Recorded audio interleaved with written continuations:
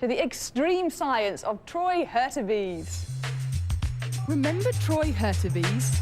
He risked his life when he had a 3,600 Fahrenheit torch placed on his head, protected only by 3/4 of an inch of his homemade fire paste.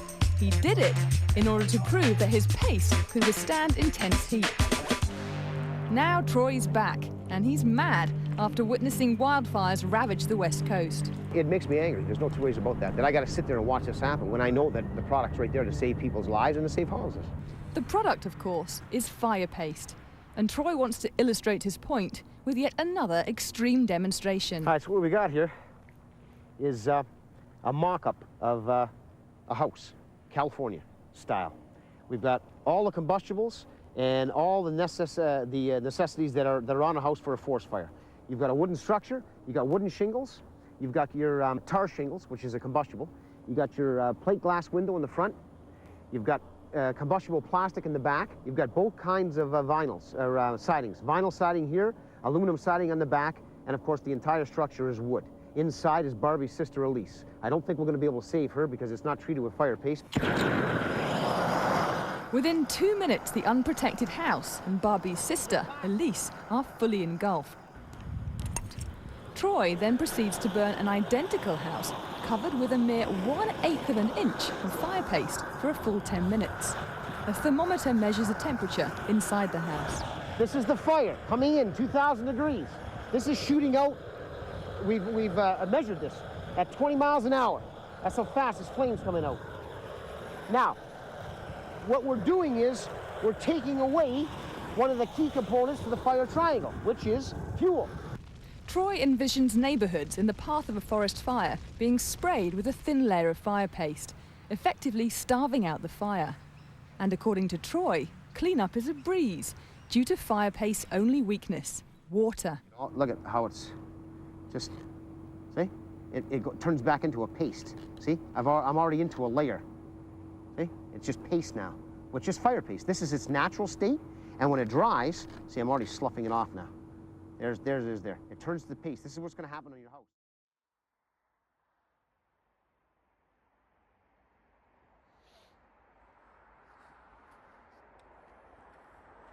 Oh, man.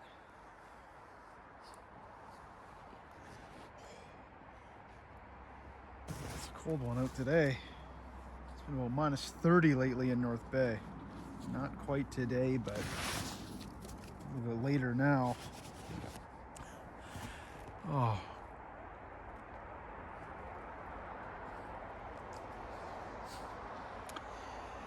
This one's been on my mind for a long time now.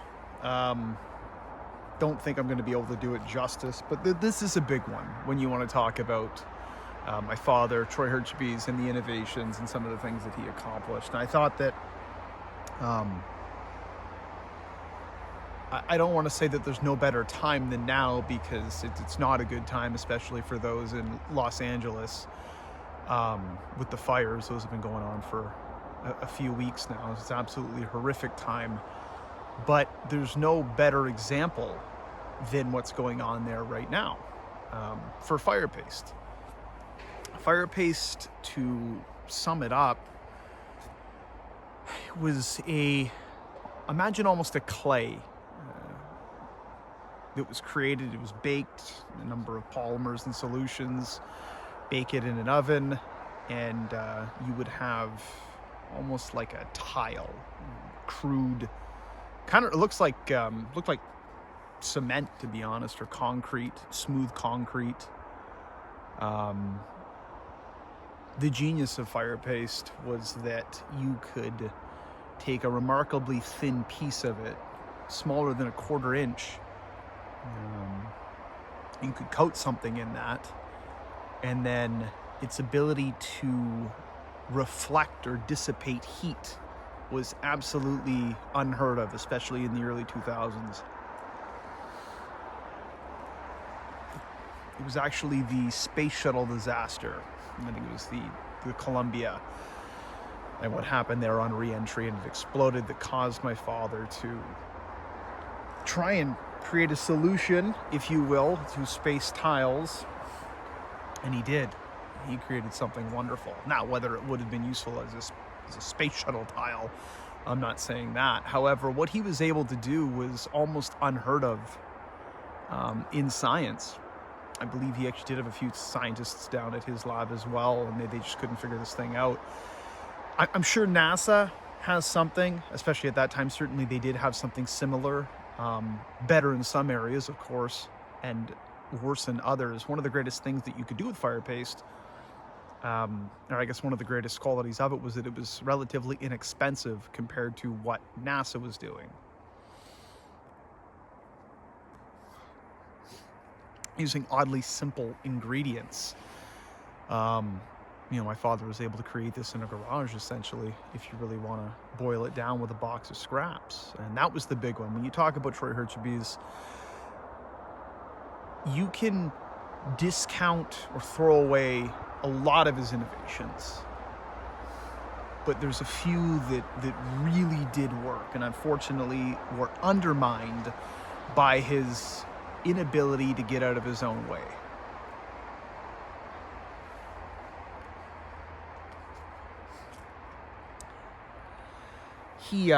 There was an ego there was an eccentric nature, there was showmanship, fabricating the truth, certainly, not doing enough research, and it undermined him, and it destroyed his credibility. He didn't have any scientific degrees, so when a human being without a PhD approaches someone and says, hey, I have crafted this equivalent to the space shuttle tile in my garage, it's not met with much. Now, Discovery Channel did come to North Bay, and they did film an episode on it, and then they did it again because they got so much flack for the first episode because people couldn't understand what was happening. It was almost scientifically impossible.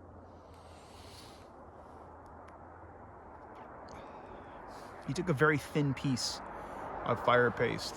He made a face shield out of it. He put a bit on top of a hockey helmet, and they held a 2,600 degrees Celsius blowtorch there for 10, 15, 20 minutes, and it went up maybe a degree. It wasn't that it was immune to being set on fire, it was that its ability to disperse heat was second to none, and especially for the cost. There's no substance that you could get that you could heat up to those temperatures that wouldn't see a rise on the inside. It would blow a hole through anything, and anything that would disperse the heat, even metal, there would be heat transfer.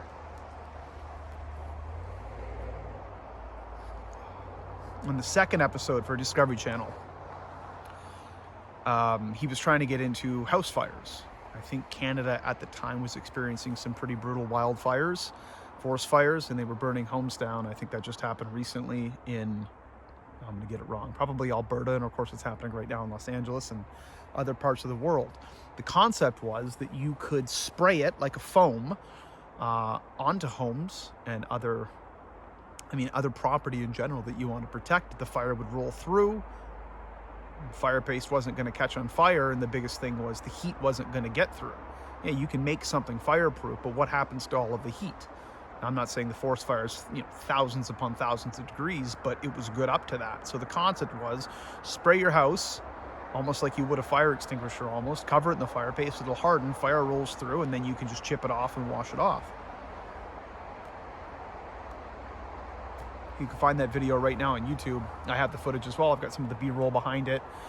But you can watch that video right now, and he demonstrates on, it's like a little birdhouse with a doll in it. And just, they have a thermometer on the inside. It's very credible. It's probably one of the most credible things my father ever did. It was incredible, but this was documented. It was tested. It wasn't just him saying, hey, I've done this or I've done that or I'll stop this bullet. It's, hey, I will do this. Here's the footage to back it up. By the way, Discovery Channel, they had to bring their own blowtorches the second time because as the story goes, they were lit up online. People didn't believe what they were seeing. Firepaste was early 2000s, and that was a big one for my dad. Massive. That was the one we really thought, like, he's going to be a millionaire. You need to go back to 89 with the Ursa series of suits and everything he did there. 1996 with the documentary Project Grizzly. And unfortunately, everyone kind of just remembers him as a guy in a silly suit getting hit around. But he was a brilliant inventor. He was. When he was sharp, when his mind was working, the man could create, and he created some incredible things. If all he ever created was Firepaste, I'd say that that was a worthy addition to science.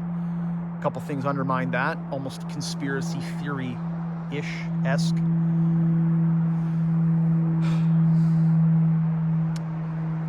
They stopped at some point making one of the primary ingredients for the Firepaste. My father didn't have the tactical know-how, the expertise, or the machines essentially to tell him what in that ingredient was actually useful for Firepaste, right? There may have been 10 different chemicals in what he was using. Only one of them would have been useful, so you could create making Firepaste. You could continue to create Firepaste. Now, my timelines are a little dodgy here. I was quite young, but that was one of the biggest issues. Of course, they couldn't even buy it by the barrel. They couldn't make the stuff anymore. But I remember one of the biggest ones was his sales pitch botch. This was an interesting one. I believe that they were invited to Med Engineering. I remember that name. I might be off, but I do believe it was Med Engineering. They actually got into a company. A company was going to view this product and start doing trials on it. Now, I'm not 100% sure what happened, but I know my father didn't go. He had someone else go in his place who completely botched it. I remember asking my dad, like, why didn't you go? Like, think of like a Dragon's Den pitch. I'm like, that's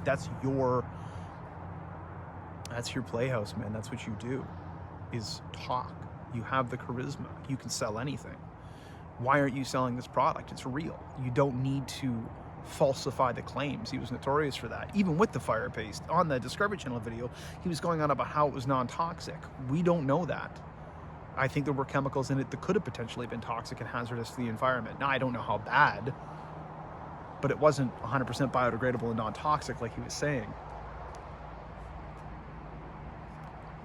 Those are the things that undermined him. You know, the snake oil salesman, a cure for all that ails you. It was a tremendous product, and it could have saved lives and it could have helped. But why undermine yourself by falsifying claims? Whatever. He didn't have anyone in his corner to tell him otherwise. But anyway, they got into Med Engineering and just completely botched it. I don't know the test that they used. It was a different kind of test. It wasn't open flame. My father always said it had to be open flame. There was something with open flame versus heat. I don't know what they did to test it, but it failed. It didn't do what they were trying, and they just basically laughed him out of the building. And that was kind of the end of Firepaste, was they couldn't make it anymore, and then their one big shot, they just completely botched it. I go back on that a lot, because I remember several scientists coming to the house back then. They did a couple articles, but several scientists, and I remember him saying once, and again, grain of salt here, but as it goes, he had some scientists come to his lab, and they examined the product, and essentially they took the product, and they never got back to him. Maybe they stole it, tried to reverse engineer it. I have no idea. But there's a very strange, convoluted history there, and story to Firepaste is, you know, now more than ever. Again, you look at Los Angeles, and this is what it was for, and the product worked. Would it have worked in that way? Could you have just sprayed it onto a building, and, you know, it would have held and kept its form? I don't know. But again, now more than ever, there's a validation to certain things, and as we dive into more in this channel, that was one of them. Firepaste worked. It was real. It was one of a handful that actually worked and maybe could have changed the world or saved lives. Bad luck, circumstance, my dad, dumb decisions, chance just ran that thing into the ground. But man, Firepaste was huge. I call that the golden era. He had a lot of things going on back then, but Firepaste, hundreds of thousands of dollars were coming in. And again, like I said, like everyone thought that was the one. He had a lot of people going with it, and there was a lot of momentum behind it because it was irrefutable. You could take him out of the product, and it worked. You didn't need to talk it up. You could just show it. Go right now and try and find something on this planet that isn't in a military lab or in NASA that you could build, you know, this thin, less than a quarter inch, hold a torch to it, 3,000 degrees Celsius, with a thermometer on the other side, and you know, almost indefinitely it'll disperse that heat. It was magic. It's magic stuff, man.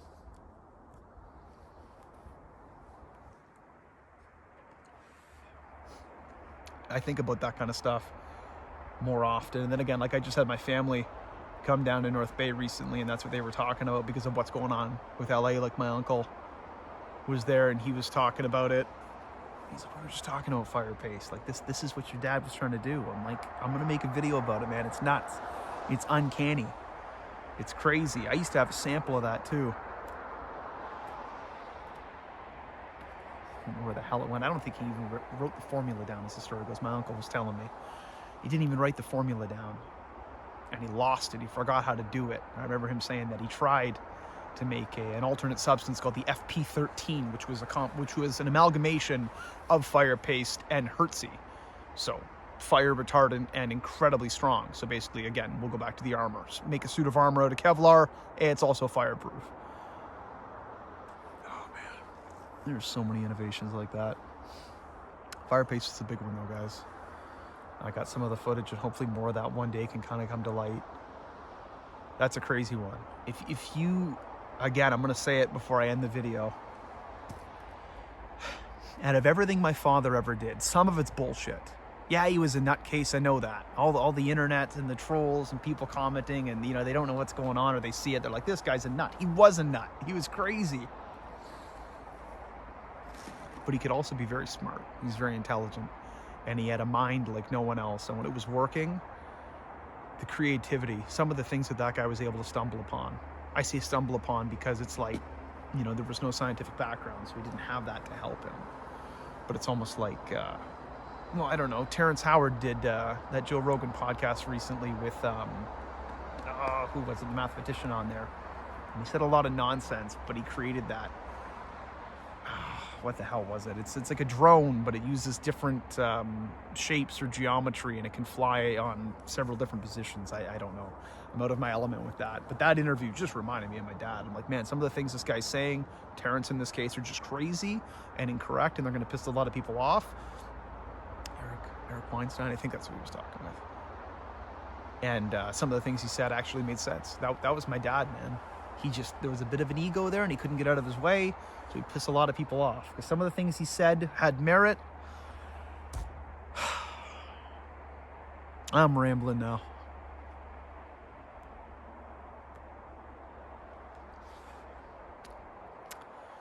Hopefully I can dig up some good footage for this one, and then hopefully everyone can kind of check it out. Firepaste was for real, man.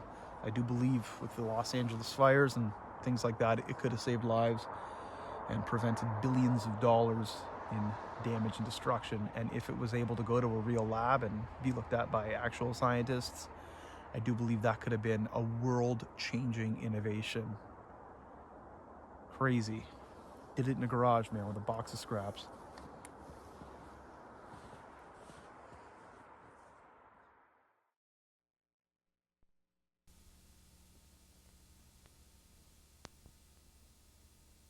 This is going to be Bob's house next door. Bob's house is going to be fine the next day.